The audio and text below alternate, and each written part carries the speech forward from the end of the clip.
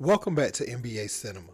So we have Zion Williamson responding to Charles Barkley, Shaq, Stephen A. Smith, Shannon Sharp, and all of the comments that's been made about him over the course of the last few days. The New Orleans Pelicans put out an absolutely pathetic performance in the semifinals of the in-season tournament where the Lakers, LeBron James, just absolutely annihilated them. And it called into question Zion's physique, him being ready in good physical condition. Although Brandon Ingram played bad, too, he wasn't good in that game either. But Zion was gassed. He was out of breath, and a lot of people had a lot to say. Zion Williamson responded tonight with a nice 36-point performance. Still only had 5 boards, and I feel like that's a function of him not being in shape and lack of effort. I think if he was in his peak shape, he should be grabbing 10 boards easy. 8 at the very minimum, even though he's 6'6", with his size, his explosive leaping ability, and his strength. I mean, he should get technical rebounds where they kind of just fall in his lap from boxing out and different things like that. So that tells me he's playing just with his athleticism and not doing some technical things, and that comes from a lack of effort, I feel like. But Zion, he responded when asked about it in the post game. We're going to check out his response, and I'll be back. Let's peep it. Do you think what Barkley and Shaq said last week, do you view that as a legitimate critique? And what exactly did they say? I mean, essentially it was both those guys said we struggled with some conditioning stuff early in our career, and that got better, and we see that in his game a little bit too. If it comes from a great place and a place where they just want to see me do better, thank you. But if it comes from anywhere else, everybody entitled to their own opinion. Can't control that. And just for you, what's it like when you just become the topic of discussion for a lot of people, especially after a game like that, where a lot of people just talking about you and what's going on with you and stuff like that? It's been like that since I was 16 years old, since I came onto the scene. If I want to be one of the best players in the league, if we don't win in a big moment or something bad happens, then that's to be expected. And like I said, I'm glad we responded and just got the win. Is there any of that stuff that you hear and you feel like is too far, or they do too much or stuff like that? At the end of the day, I can't control what no grown man do. Can't control what no grown adult does. All I can do is control the things I can control, lock in on myself, lock in on my teammates, coaches, and everybody with the Pelicans, the city, and try to win. Drew Brees and a bunch of other New Orleans guys that were here before me said the same thing. If you love the city, which I very much do, it'll love you back. So to the city, to the fans, thank you. I'm going to do my best not to let y'all down. Now, Zion said, when asked about Shaq and them's advice, he said that if it comes from a good place, he appreciates it. But, if it's coming from somewhere else, then, he started to go in, but he held himself back. And they asked him about Stephen A. Smith and those guys, especially the belly comments, him eating the buffet. They didn't come out and say those words, but we all know who they were talking about. You could tell it was weighing on Zion in this press conference. For those that aren't familiar, let's take a look back at some of the things that were said about Zion Williamson in the last few days. Let's peep it. It is shameful. You got chefs in New Orleans. I'm not exaggerating. I'm quoting people. You got chefs in New Orleans who love him. They're looking for him. Every chef there wants to meet him because they know he'll show up to their restaurant. The word out on Zion Williamson is that he'll eat the table. I'm quoting. He'll eat the table. What in the hell is going on with Zion Williamson? Zion Williamson, he looks fat. He looks fat. While LeBron James had dropped 30 in 3 quarters and had completely dominated and looked in peak physical condition, Zion Williamson, who's more than 15 years younger, went to the free throw line. I saw a belly.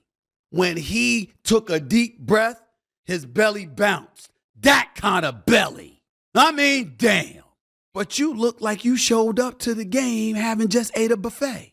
Not something from the buffet, like you ate the damn table. Get in my belly. That's what I saw. I know they got a weight clause in this contract. They got to. He got to be violating that. So he's addicted to food. I'm speculating, but it's got to be. But Zion Williamson, in basketball parlance, is fat.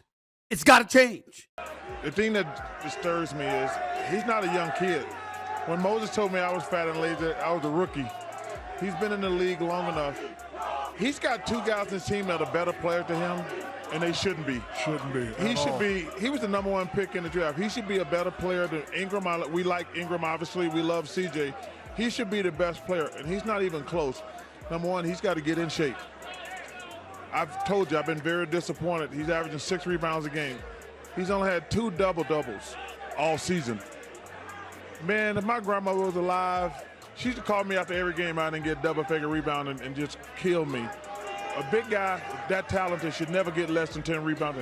He should be averaging 11, 12 rebounds a game. Easily. But he doesn't run the floor at all. When you actually watch the game, now the Pelicans deserve some blame. They got him playing point forward, which he can't play point forward because he doesn't move the ball enough. He doesn't run hard enough, and they don't go up and down fast enough. He should be a finisher, not a starter.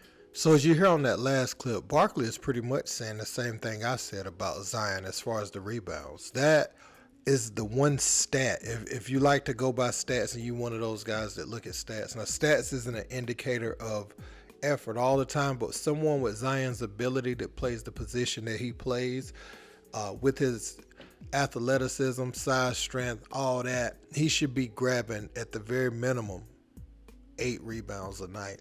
And it should be getting better every season. But the reason I say 10 is because it's a faster game overall in the modern game. So there's more possessions. There's more opportunities to get rebounds. But if you're loafing back on D and you kind of half-hearted going with a halfway effort, then of course you're not going to grab 10 boards a night. I hope this young man takes heed to this. He bounced back. And you can see this happening with a talented player. When you have talent, you can get fired up and put together a good performance. The thing with Zion isn't whether he can put together a good performance or a few good performances or shoot a high percentage, get stats that look good on paper. None of that has ever been his issue. It's can he bring the maximum effort every night? And that's going to lie within your diet, your resting, your conditioning, and your habits.